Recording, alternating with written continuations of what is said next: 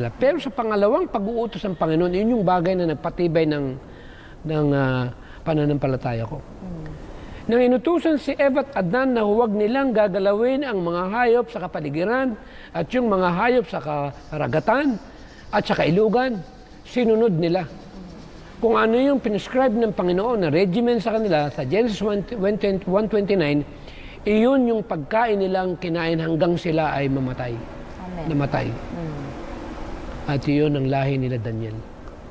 Ang tanong, anong lahi meron ka? Dok, syempre gusto ko silang kalahi. Well, vegetarian ka, vegetarian ka na. Kaya lahi na tayo ni Adan at Eva. Amen, ayan. Kasi back to original diet na. Yes. Talagang Pinababalik binahanda na ang tayo. God's people to original diet. Bakit? Dahil ang pagkain dito sa lupang ito ay kailangang maintindihan na ang Panginoon hindi niya pinanukala. Basahin natin yung healthful living, napakalinaw. Na hindi raw niya pinanukala na pakainin ng flesh food ang tao. Yes. From the beginning. Kung maganda ang flesh food, dapat ibinigay na kay Eva at Adan yan.